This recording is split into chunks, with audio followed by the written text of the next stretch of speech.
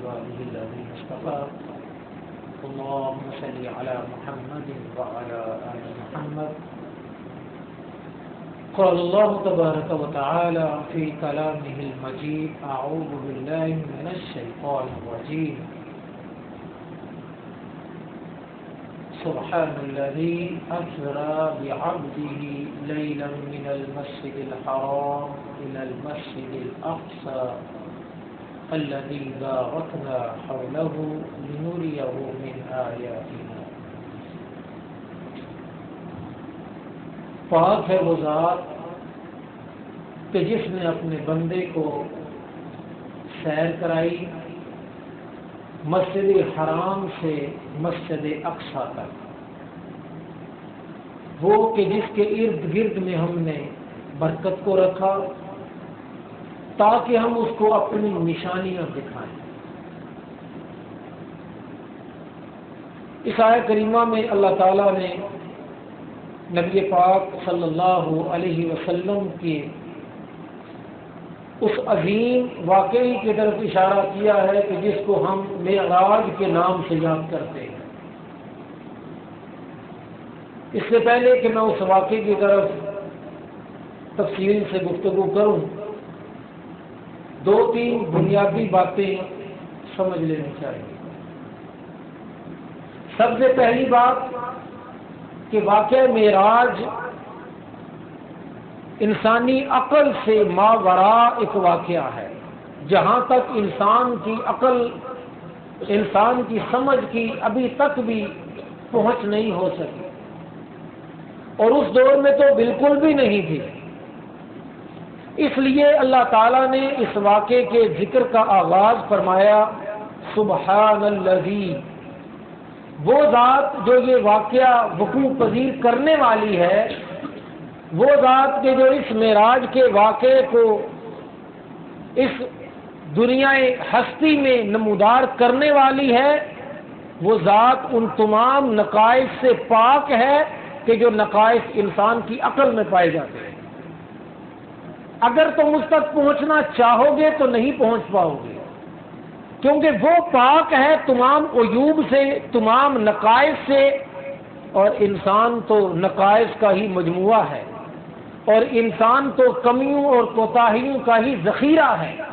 فرمایا اس لیے اپنے معیار پہ مت سمجھنا. اگر تم اپنی عقل سے سمجھنا چاہو گے تو بھٹک جاؤ گے. اپنے آپ کو سامنے رکھ کے سمجھنا چاہو گے تو نہیں سمجھ پاؤ گے. اگر اس کو سمجھنا ہے تو اس اللہ کی ذات کو اپنے سامنے رکھو کہ سبحان الذی اسری بعبدہ، کیونکہ وہ ذات تمام نقائص سے کیا ہے؟ پاک ہے. جب اس کی پاکی کا تصور آپ کے دماغ میں ہو ان نقائص سے کہ جو ہمارے اندر پائے جاتے ہیں، تو پھر کوئی مسئلہ باقی نہیں رہتا، پھر کوئی سوال نہیں اٹھتا، پھر کوئی اعتراض باقی نہیں رہتا. کئی لوگوں نے اعتراض کیے، وہ کہنے لگے کہ یہ واقعہ جو ہے یہ جسمانی نہیں ہو سکتا. کیسے کوئی جسم اس دنیا سے اٹھ کر دوسری دنیا کے اندر چلا جائے، کیسے آسمانوں میں پہنچ جائے، اور کیسے ایک رات میں سفر کر کے واپس بھی آ جائے؟ یہ ممکن دکھائی نہیں. تب انہوں نے اس کے بارے میں یہ بات گھڑی کہ یہ واقعہ اصل میں خواب کا ہے. نبی علیہ السلام نے خواب دیکھا کہ میں جناب آسمانوں پہ پہنچ گیا ہوں، میں عرش پر پہنچ گیا ہوں، میں سدرت تک پہنچ گیا ہوں، میری نبیوں سے ملاقاتیں ہو گئیں، اور میں جناب پھر واپس زمین پر بھی راتوں رات آ گیا، بیت المقدس بھی چلا گیا. یہ سارا واقعہ وہ کہنے لگے کہ کس کا ہے؟ خواب کا ہے. اس کے پیچھے اور کوئی بات نہیں سوائے اس بات کے کہ جب میں کسی بات کو سمجھ نہیں پاؤں گا تو میں کوئی تعویل تو کروں گا. جب میری عقل کہیں تک پہنچ نہیں پائے گی تو میں وہاں تک شکار کروں گا جہاں میری عقل پہنچ پائے. تب باتیں گھڑنی پڑی، باتیں بنانی پڑی. لیکن اللہ تعالیٰ نے ان تمام شکوک و شبہات کا پہلے سے ازالہ کیا تھا. فرمایا شکوک و شبہات میں مت پڑنا، سبحان الذی اسری بعبدہ، کیونکہ جو ذات یہ کام کروانے والی ہے وہ ذات ان عیبوں سے پاک ہے، ان حدود و قیود سے، اس زمان و مکان کی قید سے پاک ہے جو قید انسان کے اوپر لگتی ہے.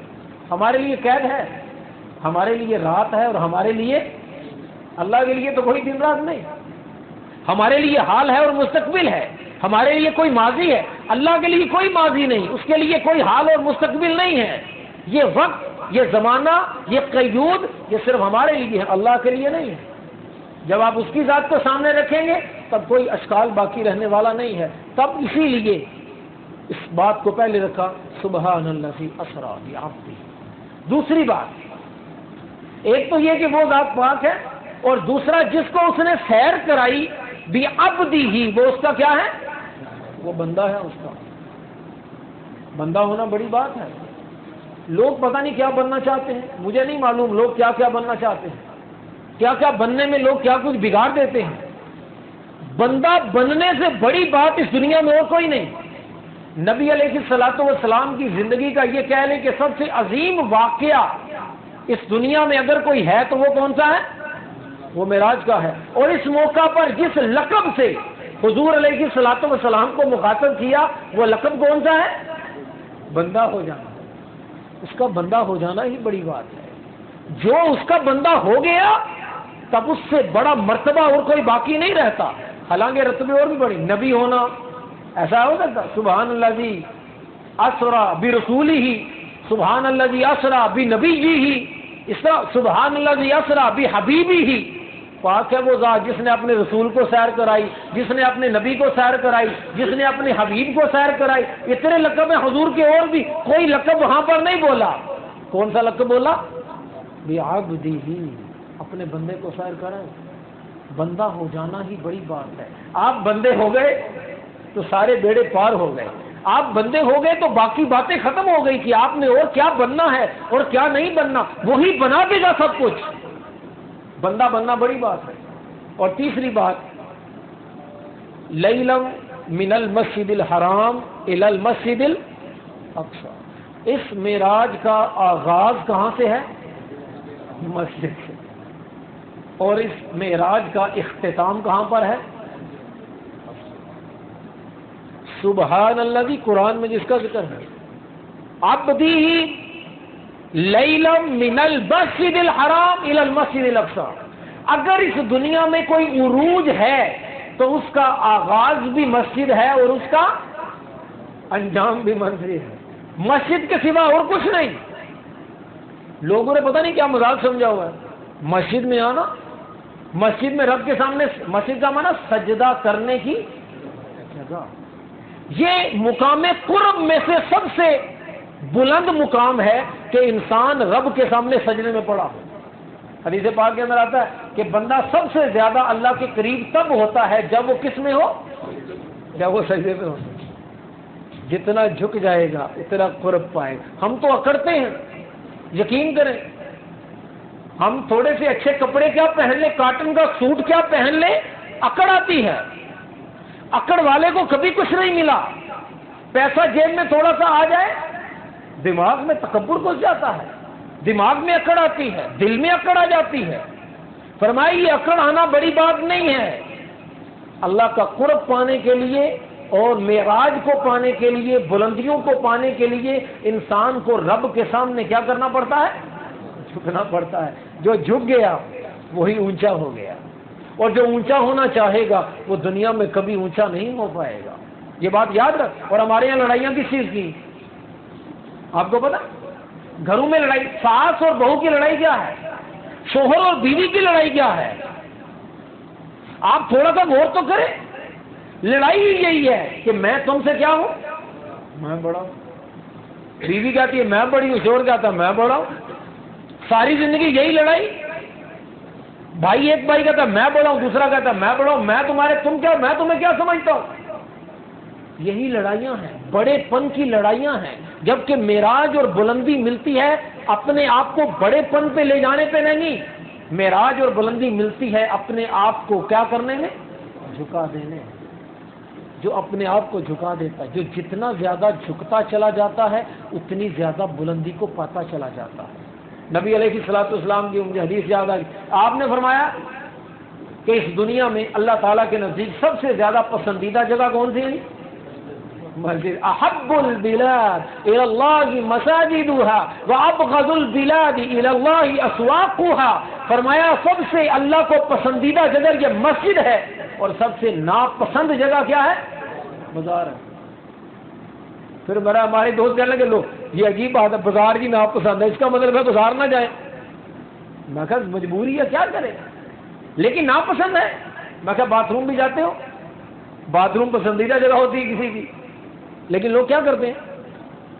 جاتے ہیں، جانا پڑتا ہے، کیا کریں، لیکن پسندیدہ نہیں بن گئی۔ لوگوں نے بڑا ویسے سجایا ہے، ابھی باتھ روموں کو بڑا سجاتے ہیں، ٹائلیں لگا، پتہ نہیں کیا کچھ لگا، لیکن پھر بھی پسندیدہ جگہ نہیں، وہ پسندیدہ جگہ نہیں، ضرورت کی جگہ ہے۔ فرمایا کہ بازار ضرورت کی جگہ ہے، پسند کی جگہ نہیں ہے، اور مسجد کس کی جگہ ہے؟ یہ پسند کی جگہ ہے، یہ محبت کی جگہ ہے، یہاں آنے کو دل چاہنا چاہیے۔ مجبوریاں نہ لے کر آئیں تمہیں، ہمیں تو مجبوریاں لے کر آتی ہیں۔ بات سمجھ رہے ہیں میری کہ نہیں؟ مسجد پسندیدہ جگہ نہیں رہی ابھی یہ مجبوری کی جگہ بنی۔ بیماری آ گئی تو کہاں چلو؟ مسجد میں چلو۔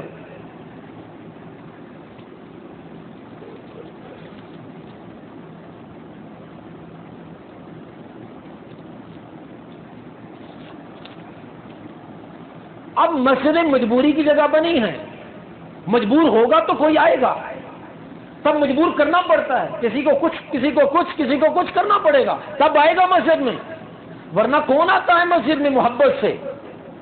جس کے لیے یہ مسجد محبت کی جگہ بن گئی وہ جان لے کہ اللہ دنیا میں بھی عروج عطا فرمائے گا اور آخرت میں عروج عطا فرمائے گا۔ یہ معراج کے چند سبق میں جو سمجھانا چاہتا ہوں شروع میں کہ سبحان الذی اسری بعبدہ لیلا من المسجد الحرام الی المسجد الاقصی، ہمارا آغاز بھی مسجد اور ہماری انجام بھی مسجد۔ جس کا آغاز اور انجام مسجد ہو گیا وہ جان لے کہ اس نے اپنا مقصد پا لیا، ورنہ بیکار گزر گئی زندگی، ورنہ اس دنیا میں سوائے دکھوں کے اور کچھ نہیں پائے گا۔ وہ کبھی رب کا قرب نہیں پا پائے گا، کبھی رب کی محبت کو نہیں پا سکے گا۔ رب کی محبت کی جگہ مسجد ہے، اور یہیں سے بلندیاں نصیب ہوتی ہیں، اور یہیں سے بلندیوں کا آغاز ہوتا ہے، اور یہیں پہ بلندیاں آ کے اپنی انتہا کو پہنچ جاتی ہیں۔ اس سے نہ پہلے کوئی منزل ہے اور نہ اس کے بعد میں کوئی منزل ہے۔ اللہ اکبر۔ نبی صلی اللہ علیہ وسلم جب مدینے میں آئے تو آپ کو پتا سب سے پہلے کیا بنایا؟ سب سے پہلے وہاں پہ مسجد بنائی۔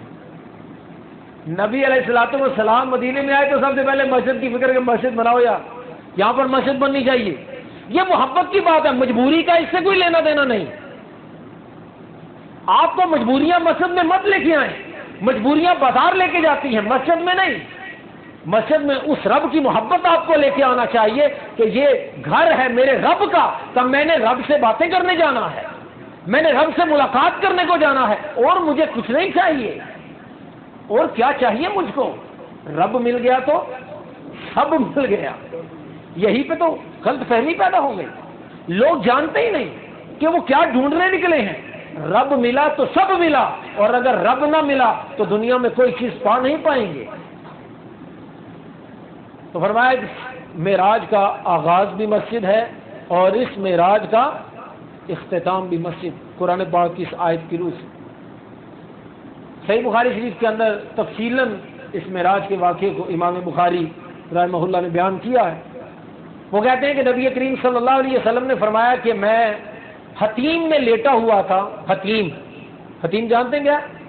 خانہ کعبہ ہے نا، بیت اللہ کے باہر آپ نے دیکھا ہوا ہے چھوٹی سی ایک دیوار بنی ہوئی ہے، اس دیوار کو حتیم کہتے ہیں۔ وہ دیوار اور بیت اللہ کے درمیان کی جو جگہ ہے اس کو حتیم کہتے ہیں۔ اس کو کہتے ہیں کھائی ہوئی جگہ، حتیم کا معنی۔ کہتے ہیں کہ پہلے جو کعبہ تھا، یہ جو باہر چھوٹی سی دیوار بنی ہے، کعبہ یہاں تک تھا، بڑا تھا، لمبا کعبہ تھا۔ تو بعد میں جب کفار مکہ نے بیت اللہ کو تعمیر کیا تو ان کے پاس حلال کمائی کے پیسے کیا ہو گئے؟ کم ہو گئے۔ حلال کمائی کے پیسے کم ہو گئے۔ انہوں نے کہا بھائی حرام کمائی نہیں لگانی، اس لیے ہم اللہ کے گھر کو کیا کر دیں؟ اس کو چھوٹا کر دیں۔ پھر تو وہ مشرک، لیکن کیا بات ہے، خوبی کوئی بھی ہو، کسی کی بھی ہو، خوبی تو خوبی ہے۔ آج یہ خوبی مسلمانوں میں ختم ہوتی جا رہی ہے۔ وہ مشرک تھے، وہ کافر تھے، لیکن پتہ تھا اللہ کا گھر ہے، حلال مال لگانا ہے، کعبہ کو چھوٹا کر دیا۔ تو وہ جو کعبہ کو چھوٹا کیا نا، تو وہاں پر ایک دیوار کا نشان بن گیا، اس کو حتیم کہتے ہیں۔ تو نبی پاک صلی اللہ علیہ وسلم فرماتے میں وہاں پر سویا ہوا تھا، وہاں پر میں لیٹا ہوا تھا، کہ میرے پاس جبریل آئے. جبریل میرے پاس آئے اور پھر اس کے بعد انہوں نے میرے سینے کو چاک کیا. میرے سینے کو چاک کرنے کے بعد میرے دل کو باہر نکالا, اور دل کو باہر نکال کے ایک سونے کا برتن تھا, اس کے اندر ایمان کا پانی تھا. کس کا پانی؟ ایمان کا پانی. میرے دل کا چیرا گیا اور دل کو چیر کے پھر اس ایمان کے پانی سے دھویا گیا اور ایمان کو اس کے اندر بھر دیا گیا, اور اس کے بعد دل کو دوبارہ میرے سینے میں لگا دیا. وہ کہتے ہیں چیرا کہاں سے؟ راوی پوچھتے ہیں کہ انہوں نے بتایا چیرا کہاں سے, تو کہنے لگے یہ سینے کے درمیان میں سے لے کر جو ناف تک کا حصہ ہے نا, اس کو درمیان میں سے بالکل چیرا, ناف تک چیر کے پھر اس کے بعد دل کو اندر سے نکالا اور پھر اس کو صاف کر کے اس میں ایمان کو بھر کے دوبارہ اس دل کو کہاں پر لگا دیا؟ سینے میں لگا دیا. اس سے ایک بات پتہ چلتی ہے, اس دل میں اگر سب سے کوئی بڑی چیز ہے تو وہ کیا ہے؟ وہ ایمان ہی. اور ایمان کا مطلب پتہ کیا ہوتا ہے؟ اللہ کی محبت. ایمان اور کوئی چیز نہیں. وہ تو ایک سمجھانے کے لیے بات ہے نا, ایمان کو بھر دیا گیا اس کے اندر. ایمان کوئی دکھنے والی پکڑنے والی کوئی مادہ تو نہیں ہے. ایمان اللہ کی محبت کا دوسرا نام ہے. اللہ کی محبت کو حضور کے سینے, حضور کے قلب مبارک کے اندر بھر دیا گیا اور دوبارہ اس کو سی دیا گیا. پھر اس کے بعد نبی علیہ الصلوۃ والسلام فرماتے ہیں ایک جانور کو لایا گیا جس کا نام کیا ہے؟ براق. پھر اس براق پر مجھے سوار کیا گیا. پھر یہاں سے سفر شروع ہوا آسمانوں کا. لیکن دوسرے تفاسیر والوں نے بخاری شریف سے ہٹ کے انہوں نے کہا کہ پھر یہاں سے انہیں لے جایا گیا قرآن کے مطابق. کہاں لے جایا گیا؟ بیت المقدس. مسجد حرام سے بیت المقدس لے جایا گیا. وہاں جا کے آپ نے براق کو باندھا, اور براق کو باندھنے کے بعد وہاں پر تمام انبیاء کرام مسجد اقصی کے اندر, جس کو بیت المقدس کہتے ہیں جو فلسطین میں ہے, وہاں پر تمام انبیاء کرام جو تھے وہ جمع تھے. نبی علیہ الصلوۃ والسلام نے ان تمام انبیاء کی کیا کروائی؟ آپ نے وہاں ان کی امامت کروائی. وہاں امامت انبیاء کی کروانے کے بعد اس سے جو بات چھوٹی چھوٹی باتیں نکلتی ہیں وہ میں ساتھ پہ کرتا جاؤں. تمام انبیاء کی امامت کروانے کا مطلب یہ ہے کہ اب تمام دنیا کی امامت کون کریں گے؟ نبی پاک صلی اللہ علیہ وسلم اور ان کی امت جو آج سو گئی. انہوں نے امامت کرنی تھی. ان کو امامت کے لیے چنا گیا تھا. ان کو اس لیے چنا گیا تاکہ لوگوں کو لے کر اپنے پیچھے چلیں, اور یہ کن کے پیچھے چلنے لگے. اور میں تو دیکھتا ہوں تو حیران ہو رہا ہوں, حالات ابتر سے ابتر ہوتے چلے جا رہے ہیں. تبھی تھا کہ سعودی عرب ہمارا ایک جس کو کہتے ہیں نا نمونہ ہوتا تھا. کسی کو کہنا ہوتا تھا نا جی اسلام کہیں نظر آتا ہے تو وہ کہاں پر ہے؟ سعودی عرب میں. اب میں حیران, ابھی آج خبر پڑی تو میں حیران ہو گیا کہ وہاں پر ایک سینما ابھی کھلنے والا, اور اس کے بعد انہوں نے 350 سینما کھولنے کا وہ کیا اس کو کہتے ہیں پرمٹ امریکی کمپنی کو دے دیا. کیا وہ کسی شاعر نے دل جلے نے کیا کہا کہ رو دل کو کہ پیٹوں جگر کو میں, مقدور ہو تو ساتھ رکھوں نوح اگر کو میں. کس کو روئیں؟ کیا ہو گیا؟ ہماری حالت کہاں سے ہوتی جا رہی ہے؟ اللہ نے چنا تمام امتوں کی امامت کے لیے, اور ہم ہیں کہ ہم ان کے پیچھے ہی چلے جا رہے ہیں. ہم ان کے پیچھے ہی چلے جا رہے ہیں. اور وہ جو کہا گیا تھا تم ان کے پیچھے بھی چلو گے, وہ حالت آج ہم پر ہوتی چلی جا رہی, ثابت ہو رہی ہے. تو میرے بھائیوں جاگنے کی ضرورت ہے. ہمیں امام بنایا گیا ہے, ہمیں تو امامت کے لیے چنا گیا, اور ہم ہیں کہ ہمتیں ہار بیٹھے, اتنے ڈرے ہوئے, اتنے خوف زدہ دنیا سے, اور دنیا کی محبت میں ایسے پڑے ہوئے کہ ہاتھ جوڑتے ہیں کہ یار ہم کچھ نہیں کر سکتے, ہماری تو حالت ہی کچھ نہیں ہے. اور ہم تو وہ تو صحابہ تو بڑے اونچے تھے, وہ انبیاء تو بڑے اونچے تھے, ہم ان کے پیچھے نہیں چل سکتے. اور میں حیران ہوتا ہوں کہ اس دنیا میں اگر کسی کی دعوت سب سے عظیم دعوت ہے نا وہ اہل حدیث ہے, کہ ان کی دعوت ہے کہ ہم نے قرآن کو ماننا ہے, اور کس کو ماننا ہے؟ حدیث کو ماننا ہے. اور یہی تو دو چیزیں ہیں, یہی تو وہ دو بنیادیں تھیں کہ جن کو لے کے آگے چلنا تھا. میں نے اہل حدیثوں کی زبان میں سنا, یار اب نا ہمت نہیں ہے, یار اب کیا کریں سمجھ نہیں آتا, پھنس گئے ہیں, اب ہم سے نہیں چلا ہی نہیں جائے. یہ حال ہو گیا ہے ان لوگوں کا جو امت میں اپنے آپ کو کہتے بھی ہم لیڈر ہیں, ہم امت کو لے کر چلنے والے ہیں۔ تو حضور علیہ السلام کو وہ جو امامت کروائی گئی نا معراج میں، اس کا بنیادی مقصد ایک ہی تھا، یہ پیغام دینا تھا کہ امت محمدیہ تمہیں تمام لوگوں کی اس دنیا میں کیا کرنی ہے؟ امامت کرنی ہے۔ یہ پیغام تھا اصل میں۔ ہم لوگ اس واقعے کو تو یاد رکھتے ہیں، اس مقصد کو بھول جاتے ہیں کہ جو معراج میں سے نکلا تھا۔ کہتے ہیں وہاں پر امامت کروانے کے بعد نبی کریم صلی اللہ علیہ وسلم کو آسمانوں کی طرف، بلندی کی طرف لے جایا گیا۔ پہلے آسمان پر پہنچے، حضرت جبریل ساتھ ہیں۔ جبریل علیہ الصلوۃ والسلام نے سلام کیا، آگے سے پوچھا گیا ہاں جی آپ کون؟ کہنے لگے میں جبریل۔ کہنے لگے آپ کے ساتھ کون ہے جی؟ کہنے لگے جی میرے ساتھ محمد صلی اللہ علیہ وسلم۔ کہنے لگے آپ کو بھیجا گیا تھا؟ کہنے لگے ہاں مجھے بھیجا گیا کہ میں ان کو لے کر آؤں۔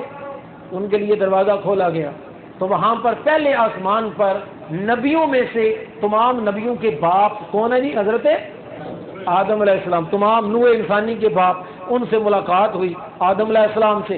آدم علیہ السلام نے سلام کیا ہے میرے بیٹے تجھ پر سلام ہو، خوش آمدید۔ انہوں نے ان کو خوش آمدید کہا، مرحبا کہا، ان سے ملاقات ہوئی۔ اس کے بعد پھر کون سے آسمان کی طرف؟ پھر دوسرے آسمان۔ کہتے ہیں دوسرے آسمان پر پہنچے تو وہاں پر بھی یہی سوال و جواب ہوئے جو یہاں پر ہوئے۔ وہاں پر ملاقات ہوئی حضرت عیسیٰ علیہ السلام سے اور حضرت یحییٰ علیہ السلام، یہ دو پیغمبر ہیں، ان سے نبی علیہ الصلوۃ والسلام کی ملاقات ہوئی۔ انہوں نے بھی سلام کا جواب دیا۔ انہوں نے کہا کہ میرے بھائی کو سلام ہو، خوش آمدید میں اپنے بھائی کو کہتا ہوں۔ اور یہ جلیل القدر انبیاء میں سے ہیں حضرت عیسیٰ علیہ الصلوۃ والسلام۔ پھر اس کے بعد تیسرے آسمان پر ملاقات ہوئی حضرت یوسف علیہ السلام سے۔ ان سے سلام دعا کرنے کے بعد پھر چوتھے آسمان پر پہنچے تو صحیح بخاری شریف کے اندر آتا ہے کہ چوتھے آسمان پر ملاقات ہوئی حضرت ادریس علیہ السلام سے۔ ادریس علیہ السلام سے ملاقات کرنے کے بعد پھر پانچویں آسمان پر پہنچے تو وہاں پر حضرت ہارون علیہ السلام۔ یہ کون ہے بھلا حضرت ہارون علیہ السلام؟ یہ موسیٰ علیہ السلام کے بھائی ہیں، جن کو حضرت موسیٰ علیہ السلام نے اللہ سے دعا مانگ کے لیا تھا کہ میرے بھائی ہارون کو میرا ساتھی بنا۔ ہارون علیہ السلام سے ملاقات ہوئی، ان سے سلام دعا آنے کے بعد پھر چھٹے آسمان پر پہنچے تو حضرت موسیٰ علیہ السلام ان کے ساتھ ملاقات ہوئی۔ اللہ اکبر۔ کہتے ہیں موسیٰ علیہ السلام سے ملاقات کرنے کے بعد جب آگے جانے لگے نا تو موسیٰ علیہ السلام نے رونا شروع کر دیا۔ موسیٰ علیہ السلام نے رونا شروع کر دیا اور انہوں نے پوچھا فرشتوں نے وہ یہ کیوں رو رہے ہو، کیا ہوا تمہیں؟ کہنے لگے میں رو رہا ہوں اس لیے کہ مجھے بتایا گیا ہے کہ یہ جو نوجوان آیا ہے نا ابھی، یہ جس سے میری سلام دعا ہوئی ہے، یہ میرے بعد آئے گا، نبوت اس کو میرے بعد ملے گی، لیکن اس کی امت میری امت سے زیادہ جنت کے اندر جائے گی۔ میں اس وجہ سے رو رہا ہوں، آیا بعد میں اور امتی اپنے جنت میں پہلے زیادہ لے گیا، میں اس بات پر رونے لگا۔ خیر اس کے بعد پھر نبی علیہ الصلوۃ والسلام ساتویں آسمان پر پہنچے تو وہاں پر ملاقات ہوئی نبی علیہ الصلوۃ والسلام کے باپ حضرت ابراہیم علیہ الصلوۃ والسلام۔ شارح نے یہاں پر لکھا ہے کہ سب سے پہلے جو ملاقات ہوئی وہ بھی کون تھے؟ وہ بھی والد تھے۔ انہوں نے یہ نہیں کہا بھائی آپ کو سلام ہو، انہوں نے کہا جی بیٹا آپ کو سلام ہو۔ حضرت ابراہیم علیہ السلام سے بھی جب ملاقات ہوئی نا تو انہوں نے بھی کیا کہا؟ میرے بیٹے تجھے سلام ہو۔ انہوں نے بھی بیٹا کہا، پہلے بھی باپ اور آخر کے اندر بھی باپ۔ اس کے اندر شاعری نے بڑا پیارا نقطہ اٹھایا ہے، کہتے ہیں ایک انسان کی زندگی میں پہلے بھی باپ ہونا چاہیے اور حق کس کا ہوتا ہے؟ باپ کا۔ باپ کا حق دیکھیں پہلے بھی ہے اور بعد میں بھی ہے، اس لیے باپ کے حق کو پہچانے۔ باپ کا حق کوئی چھوٹا حق نہیں ہے۔ نبی علیہ السلام کی ایک حدیث آپ نے فرمایا تیرا باپ تیرے لیے جنت کا کیا ہے؟ یہ دروازہ ہے، تیری مرضی ہے اس دروازے کو توڑ دے یا اس کو تو سلامت رکھے، یہ تیرے اختیار میں ہے۔ کہتے یہ باپ کا رتبہ بتانے کے لیے نا پہلے بھی باپ کو رکھا اور بعد میں بھی باپ کو رکھا۔ خیر اور بھی بڑے نقطے ہیں، میں بات کو لمبا نہیں کرنا چاہتا۔ کہتے ہیں اس کے بعد نبی علیہ الصلوۃ والسلام کو اوپر لے جایا گیا سدرۃ المنتہا۔ سدرہ کا معنی ہوتا ہے بیری، بیری کا جو درخت ہوتا ہے اس کو سدرہ کہتے ہیں، اور منتہا کا معنی ہوتا ہے کہ اس کے بعد پھر کوئی بات باقی نہ رہے، انتہا ہو جائے۔ کہتے ہیں وہاں تک جبریل علیہ الصلوۃ والسلام جو ہیں وہ آپ کے ساتھ تھے۔ آپ نے سدرۃ المنتہا کو دیکھا تو اس کا حال جو بیان کیا تو فرمایا اس کے جو بیر ہیں نا وہ مٹکے جتنے بڑے ہیں، اور اس کے جو پتے ہیں وہ ایسے ہیں کہ جیسے ہاتھی کے کیا ہوتے ہیں، کان ہوتے ہیں، بڑے بڑے اس کے پتے اور اس کا پھل بھی بڑا بڑا۔ تو کہتے ہیں وہیں پر نبی علیہ الصلوۃ والسلام نے 4 نہریں بھی دیکھی، 2 نہریں باطنی اور 2 نہریں ظاہری۔ تو انہوں نے پوچھا ظاہری اور باطنی کا کیا مطلب؟ وہ کہنے لگے جو ظاہری نہریں ہیں نا وہ نیل اور فرات کی نہریں ہیں جو اللہ تعالیٰ نے اس دنیا میں جاری کی ہیں، اور 2 نہریں جو ہیں وہ باطنی سے مراد یہ ہے کہ جنت کی 2 نہریں۔ تو بعض نے یہ کہا ہے کہ یہ جو دنیا کی جو نہریں ہیں نا یہ والی نیل اور فرات جو ہیں ان کا آغاز کہاں سے ہوتا ہے؟ ان جنت کی نہروں سے ہوتا ہے۔ یہ اللہ تعالیٰ نے سمجھ لیں کہ ان کے اندر ایک خاص قسم کی کوالٹی رکھی ہے کہ جنت کے ساتھ ان کا لنک جا کے جڑتا ہے، جیسا کہ حجر اسود کہاں سے آیا تھا؟ جنت سے آیا تھا، اس کا لنک جنت کے ساتھ ہے۔ اس کو جو بوسہ دینا ہوتا ہے نا، وہ ہمارے سادہ کہا کرتے تھے کہ اس کو بوسہ دینے کا مطلب یہ ہے کہ آپ کا لنک کس کے ساتھ جڑ گیا؟ جنت سے جڑا۔ دنیا میں اگر کوئی چیز جنت والی ہے نا تو وہی حجر اسود ہے۔ اگر بندہ اس کو چومتا ہے تو وہ سمجھ لے کہ میں نے جنت کے پتھر کو کیا کر لیا، اس کو۔ یہ محبت کی بات ہے، یہ تعلق جوڑنے کا سلسلہ ہے کہ جو چیز جہاں سے آئی ہے آپ اس سے محبت کریں گے تو اس سے محبت ہونا شروع ہو جائے گی۔ یہ محبت کا ایک سلسلہ ہے اور کوئی بات نہیں ہے، ورنہ وہ پتھر جو ہے نہ نفع دے سکتا ہے اور نہ۔ حضرت عمر رضی اللہ تعالیٰ نے کہا تھا کہ اے پتھر میں تجھے اس لیے نہیں چوم رہا کہ تو نفع اور نقصان دیتا ہے، میں تجھے اس لیے چوم رہا ہوں کہ میں نے اپنے حبیب جناب محمد رسول اللہ صلی اللہ علیہ وسلم کو دیکھا تھا کہ وہ تجھ کو چوم رہے۔ تو کہتے ہیں کہ 4 نہریں نکلی، 2 نہریں جنت کی اور 2 نہریں۔ تو پھر نبی پاک صلی اللہ علیہ وآلہ وسلم اس کے بعد آگے گئے تو بیت المعمور میں آپ کو لے جایا گیا۔ کہتے ہیں کہ بیت المعمور جو ہے یہ اسی طرح ایک گھر ہے۔ معمور کا معنی ہوتا ہے بھرا ہوا، اور بیت کا معنی کیا ہوتا ہے؟ گھر۔ کہتے ہیں وہ ہر وقت فرشتوں سے بھرا رہتا ہے، اور وہ بیت المعمور جو ہے وہ ہمارا دنیا کا جو خانہ کعبہ ہے نا بیت اللہ، اس کے بالکل کیا ہے؟ بالکل اوپر، آسمانوں میں بالکل اس کے اوپر ہے، اور وہ ہر وقت فرشتوں سے بھرا رہتا ہے۔ نبی علیہ الصلوۃ والسلام کو پھر بیت المعمور جو ہے پھر اس کی زیارت کرائی گئی، اور اس کے بعد نبی علیہ الصلوۃ والسلام کو اللہ تعالیٰ نے اپنے پاس کہاں بلایا؟ عرش پر بلایا، اور پھر وہاں پر نبی علیہ السلام کو، صحیح بخاری کی جو حدیث ہے میں وہ سنا رہا ہوں، جب وہاں پر پہنچے تو نبی علیہ الصلوۃ والسلام کو اللہ کی طرف سے کیا دی گئی؟ 50 نمازیں۔ یہ بخاری شریف کی حدیث ہے، لیکن 50 نمازوں سے تھوڑا پہلے آ جائے جو تھوڑا سا مسئلہ ہے۔ وہ مسئلہ یہ ہے کہ جب نبی علیہ الصلوۃ والسلام کی اللہ تعالیٰ سے ملاقات ہوئی تو ہمارے ہاں پھر عجیب و غریب کہانیاں بنیں۔ ایک بندہ کہنے لگا کہ جب جبریل جو ہیں وہ جناب پیچھے رہ گئے اور نبی علیہ الصلوۃ والسلام آگے گئے، پھر وہ آگے گئے، اتنا آگے گئے، اتنا آگے گئے کہ جناب 2 کمانوں کے برابر کیا رہ گیا؟ فاصلہ رہ گیا۔ پھر وہ 2 کمانوں کا فاصلہ جو ہے پھر وہ بھی ختم ہو گیا، پھر وہ 2 ایک کمرے کے اندر چلے گئے، اللہ بھی کمرے میں چلا گیا اور نبی علیہ السلام بھی کمرے میں چلے گئے، اور پھر آگے کیا ہوا کسی کو کوئی پتہ نہیں۔ یہ باتیں من گھڑت باتیں ہیں، ان کا شریعت کے ساتھ کوئی لینا دینا نہیں ہے۔ نبی صلی اللہ علیہ وسلم کی کوئی صحیح حدیث اس قسم کی باتوں کی تائید نہیں کرتی جیسی باتیں لوگوں کے اندر یہ مشہور کی گئی۔ نبی علیہ الصلوۃ والسلام معراج کی رات اللہ سے ملاقات ہوئی، لیکن بخاری شریف اور مسلم شریف کی حدیث ہے، حضرت عائشہ فرماتی ہیں کہ نبی پاک صلی اللہ علیہ وسلم بیٹھی ہوئی تھی جیسے، تو حضرت عائشہ بیٹھی ہوئی تو ان کے ایک شاگرد تھے، انہوں نے حضرت عائشہ سے کہا کہ میں نے سنا ہے کہ نبی علیہ الصلوۃ والسلام جب معراج پر گئے تھے تو آپ نے اللہ تعالیٰ کو دیکھا بھی تھا۔ حضرت عائشہ ایک دم اٹھ کے ایسے کہنے لگی میرے تو رونگٹے کھڑے ہو گئے، یہ تو نے کیا بات کر دی کہ نبی علیہ الصلوۃ والسلام نے اللہ کو دیکھا؟ کیا تو نے قرآن نہیں پڑھا؟ اللہ قرآن میں کہتا ہے لا تدرکہ الابصار وہو یدرک الابصار، اللہ تعالیٰ کی ذات کا ادراک کوئی بھی آنکھ نہیں کر سکتی، جبکہ اللہ تعالیٰ ہر ایک چیز کا ادراک کر سکتا ہے۔ کیا تو نے قرآن نہیں پڑھا؟ اور پھر انہوں نے فرمایا، انہوں نے کہا کہ جو بندہ تجھ سے یہ کہتا ہے نا کہ نبی علیہ الصلوۃ والسلام نے کس کو دیکھا؟ اللہ کو دیکھا، تو جان لے کہ وہ آدمی جھوٹ بول رہا ہے۔ اور نبی علیہ السلام کے درمیان اور اللہ کے درمیان میں کتنا فاصلہ رہ گیا؟ 2 کمانوں کا فاصلہ رہ گیا۔ صحیح بخاری شریف کی حدیث ہے، نبی صلی اللہ علیہ وسلم کے صحابی حضرت عبداللہ بن مسعود رضی اللہ تعالیٰ عنہ وہ فرماتے ہیں کہ یہ جو آتا ہے نا کہ 1 کمان، یہ 2 کمان کے درمیان میں جو فاصلہ اور اس سے کم فاصلہ رہ گیا، یہ اللہ اور نبی علیہ السلام کے درمیان میں نہیں ہے۔ یہ بات اللہ اور نبی صلی اللہ علیہ وسلم کی نہیں ہو رہی، یہ بات ہو رہی ہے نبی علیہ الصلوۃ والسلام کی اور جبریل علیہ السلام کی۔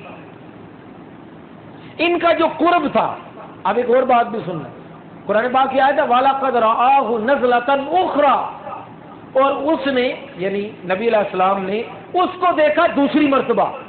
کتنی مرتبہ؟ دوسری مرتبہ۔ لوگ کہنے لگے دیکھو ادھر آج دیکھا۔ حضرت عائشہ فرماتی ہیں یہ جو آیا کریمہ ہے نا، اس سے لوگ نکالتے ہیں کہ نبی علیہ السلام نے اللہ کو دیکھا، جبکہ اس آیا کریمہ کے بارے میں سب سے پہلے میں نے، یہ میں نہیں کہہ رہا، حضرت عائشہ فرما رہی، حضرت عائشہ فرماتی ہے سب سے پہلے میں نے نبی علیہ السلام سے پوچھا تھا تو آپ نے فرمایا کہ میں نے کس کو دیکھا؟ جبرائیل کو دیکھا۔ کتنی مرتبہ؟ 2 مرتبہ۔ اب یہاں پہ ایک اشکال پیدا ہو گیا، جبریل تو آتے تھے وہی لے کے، آپ نے کوئی 2 مرتبہ تھوڑی دیکھا، پھر یہ کیسے ہو گیا جی 2 مرتبہ دیکھا؟ نبی علیہ السلام کو نے جبریل تو سینکڑوں مرتبہ دیکھا، وہی لے کر آتے تھے تو دیکھتے تھے، ملاقاتیں ہوتی تھی۔ تو یہ 2 دفعہ جو دیکھا نا، یہ یاد رکھ لیں، 2 دفعہ دیکھنے کا مطلب ہے اصلی شکل میں۔ جبریل علیہ السلام آتے تھے نا تو کون سی شکل میں آتے تھے؟ انسانی شکل میں آتے تھے نا، وہی لے کر آتے تھے، ہاں انسانی شکل میں آتے تھے۔ تو 2 دفعہ جو دیکھا وہ کون سی شکل میں دیکھا؟ اصلی شکل میں دیکھا۔ وہ جو قرآن پاک کے اندر ذکر ہے وَلَقَدْ رَآهُ نَزْلَةً أُخْرَىٰ، اس نے اس کو دوسری مرتبہ بھی دیکھا، تو وہ کہتے ہیں کہ دیکھنا جو ہے وہ جبریل علیہ الصلوۃ والسلام کو ہے، وہ اللہ کو نہیں ہے، اور اللہ کے بجائے جبریل علیہ السلام کو جو دیکھا تھا، کہتے ہیں جبریل علیہ الصلوۃ والسلام کو جو اصل شکل میں دیکھا تو کتنے پر تھے؟ 600 پر۔ جبریل علیہ السلام کے 600 پر تھے جب آپ نے ان کو دیکھا، تو کہتے ہیں پوری ایک سمت جو ہے وہ بھری ہوئی تھی۔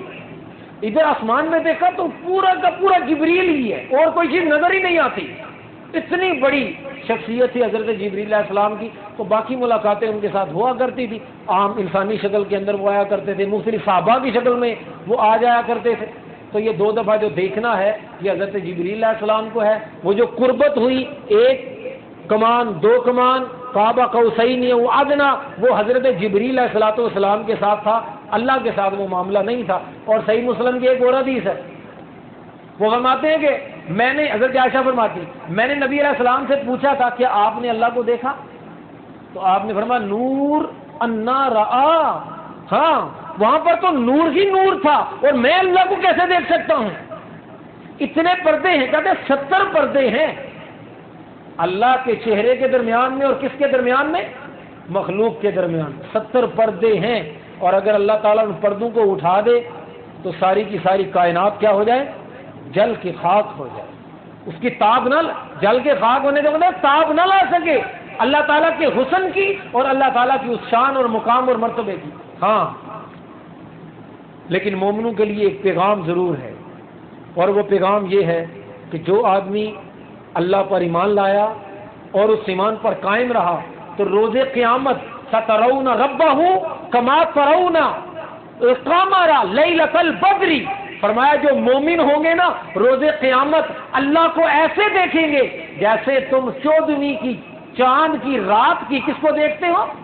چاند کو دیکھ لیتے ہو، 14ویں کا چاند ہو، اور فرمایا کوئی بادل نہ ہو، کوئی مسئلہ نہ ہو، جیسے 14ویں کے چاند کو تم دیکھتے ہو، روز قیامت کو تم کسے دیکھو گے؟ اپنے رب کو دیکھ لو گے۔ یہ خوشخبری اہل ایمان کے لیے کہ اپنے رب کو دیکھیں۔ تو کہتے ہیں کہ رب سے ملاقات کی، دیدار نہیں کیا، جو صحیح حدیث کے مطابق ہے اللہ تعالیٰ کو نبی علیہ الصلوۃ والسلام نے اپنی آنکھوں سے نہیں دیکھا۔ ہاں روز قیامت کو اہل ایمان کو بھی دیدار ہوگا اور دوسرے انبیاء کو بھی دیدار ہوگا، روز قیامت کو ہوگا اور یقیناً ہوگا، اور اللہ تعالیٰ ہمیں اپنا دیدار روز قیامت کو نصیب فرمائے۔ اب آخری بات کر کے بات ختم کروں۔ میں نے شروع میں کہا تھا کہ معراج کا آغاز کہاں سے ہوا؟ مسجد سے، اور صحیح بخاری شریف ہے، آپ کھول کے جا کے پڑھ لیجیے گا معراج کا واقعہ۔ اور اس معراج کا اختتام کہاں پر ہوا؟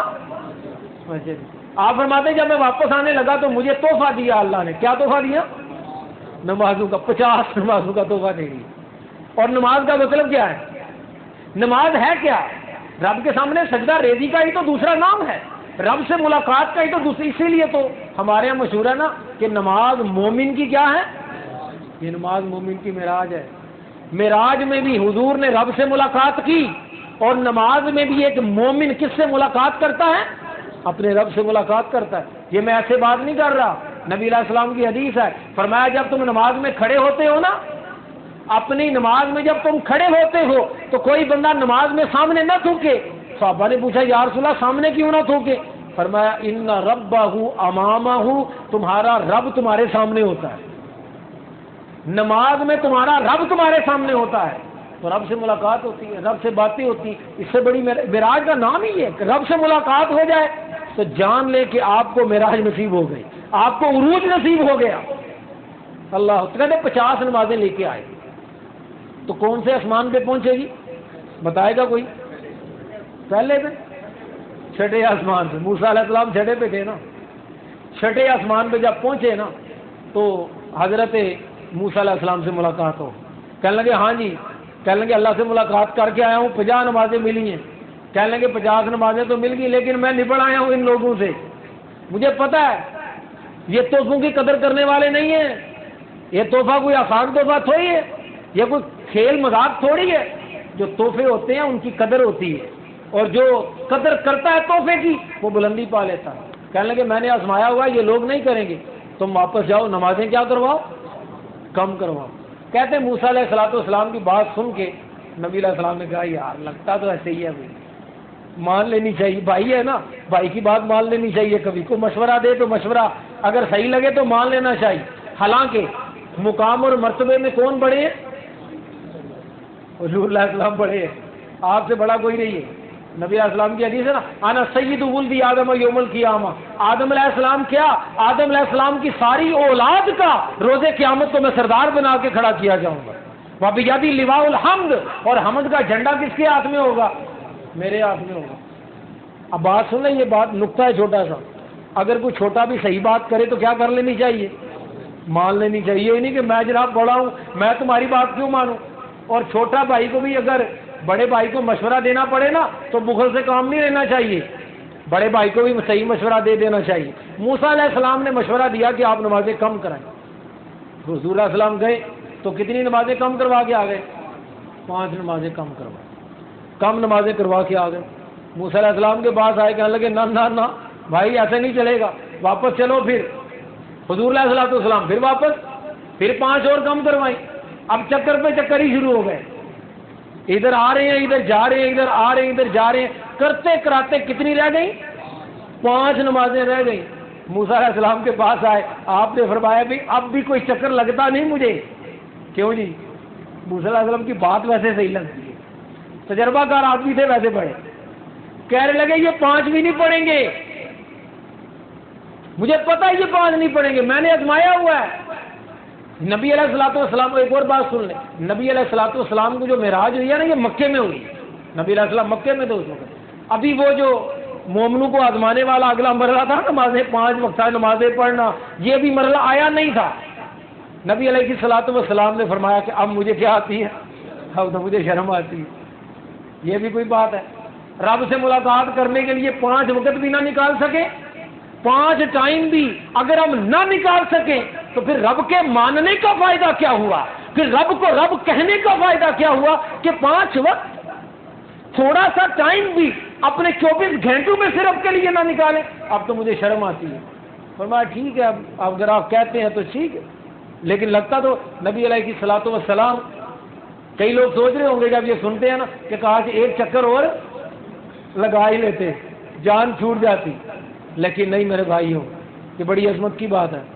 یہ نماز معمولی چیز نہیں ہے. روز قیامت کو سب سے پہلے کس کا حساب ہوگا؟ اس کی نماز کا ہوگا. اور فرمایا جس کی نماز ٹھیک ہو گئی نا اس کے سارے اعمال کیا ہو گئے؟ وہ ٹھیک ہو گئے. اور جس کی نماز خراب ہو گئی تو پھر وہ جان لے کہ باقی کوئی ٹھیک نہیں ہونے والا. یہ لوگ کہتے ہیں نا ہمارے گھر کے معاملات ٹھیک نہیں ہو رہے, میں کہتا ہوں نماز ٹھیک کر لو. لوگ کہتے ہیں کاروبار ٹھیک نہیں ہو رہا, میں کہتا ہوں نماز ٹھیک کر لو. اس کی فکر اتنی نہ کرو، جس کی فکر کرنے کی ضرورت ہے اس کی کرو۔ تم رب سے معاملات ٹھیک کر لو، تمہارے معاملات کون ٹھیک کرے گا؟ اللہ ٹھیک کرے گا، ہم نہیں ٹھیک کر سکتے۔ یقین کریں، میں 1000 بار کوشش کرتا ہوں کہ میں کسی چیز کو ٹھیک کر لوں، لیکن میں نہیں کر پایا کبھی۔ ہاں، جب اس نے کیا تو پھر ہو گیا، اس کے کرنے پر ہی ہوتا ہے۔ آپ کے چاہنے سے میرے چاہنے سے کیا ہونے والا ہے؟ جس نے نماز کو ٹھیک کر لیا، رب اس کے سارے معاملے ٹھیک فرما دے گا۔ فرمایا کہ چلو 500 میں لے کے جاؤں گا، کہتے 5 لے کے جب نکلے نا نیچے، اللہ کی مہربانی بھی دیکھیں، اس کی رحمت دیکھیں کیسی ہے، وہ رب کیسا غفور، وہ رب کیسا رحیم، اور رب کیسا دیالو ہے۔ کہتے ہیں جب 5 نمازیں لے کر نیچے آنے لگے تو اللہ نے فرمایا کہ جو میں کہتا ہوں وہ بدلتا نہیں ہے، میں نے 50 فرض کی تھی، تم 5 پڑھو گے، میں 50 کا ثواب عطا فرما دوں۔ تو یہ جو معراج میرے آقا کو ہوئی، یہ جو معراج میرے حضور کو ہوئی، یہ معراج جو میرے حبیب کو ہوئی، یہ معراج جو میرے پیغمبر کو ہوئی، ہمارے لیے سبق ہے میرے بھائیوں، ہمارے لیے ہے۔ میں یہ ایک اور بات بتا دوں آپ کو، حضور کو ضرورت نہیں، میں آج آپ کو کھل کے بات بتا رہا ہوں، حضور کو یہ معراج کی ضرورت نہیں تھی۔ آپ کی جو شان بلند تھی وہ بلند ہی رہنی تھی۔ اس معراج کے کرنے کا اصل مقصد ہمیں سبق سکھانا ہے کہ بلندی کیا ہوتی ہے، معراج ملتی کیسے ہے، عروج کیسے ملتا ہے، یہ ساری چیزیں دینی تھی حضور علیہ الصلوۃ والسلام کو، تو یہ سارے کا سارا سلسلہ چلایا اور کہاں سے کہاں لے کر چلے گئے۔ اللہ سے دعا کرتا ہوں کہ اللہ تعالی ہمیں اس تحفے کی قدر کرنے کی توفیق عطا فرمائے، اور معراج کے سفر میں جو حکمتیں ہیں، جو ہمارے لیے سبق ہیں، اللہ تعالی ہمیں ان سبقوں کو سیکھنے کی توفیق عطا فرمائے۔ وآخر دعوانا ان الحمد للہ رب العالمین۔